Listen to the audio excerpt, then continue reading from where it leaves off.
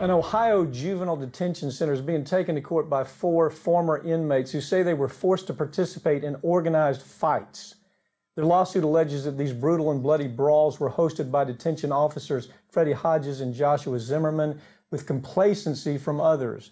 Joining me to talk about this is executive editor of Trial Lawyer magazine, Farron Cousins.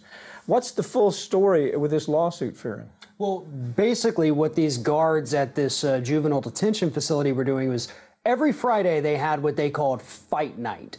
They would get these juveniles in there, force them to fight, and some of the ones who refused to fight, they would then pick the largest inmate there and make that person just go beat the heck out of whoever refused to actually come down into these fights. And this was a huge, only 2 people resigned as a result of this.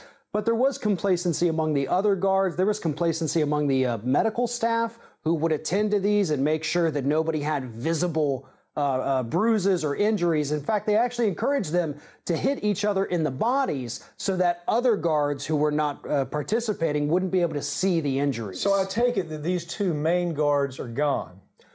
Yeah, I mean, they resigned after the initial investigation. They resigned rather than being prosecuted. Correct. Hopefully they are going to be prosecuted. But the rest of the story is it's impossible for the other guards and the other management people not to have known this is going on. Is that your take on this? Oh, absolutely. Look, I mean, there are security cameras all over the place. Tons of people knew about this. Every inmate there knew about this. We don't know yet to what extent they tried to warn anyone else or if they had, spoken out about it. But that's something we see a lot in juvenile detention facilities is that they do not speak out about the abuse.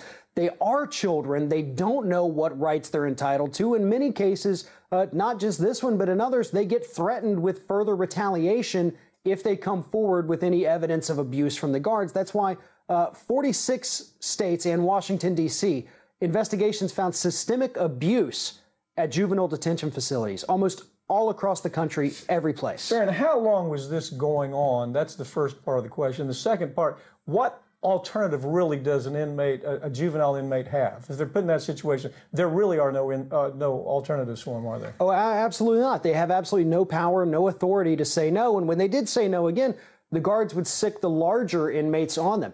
This was going on for years. The guards, in fact, would refer to the good old days, they called them, when they could have fight nights and have the medical staff involved to get down there and kind of keep kids healthy enough to keep fighting. The good old days is what the guards called it. Yeah. Hopefully somebody goes to jail on this one.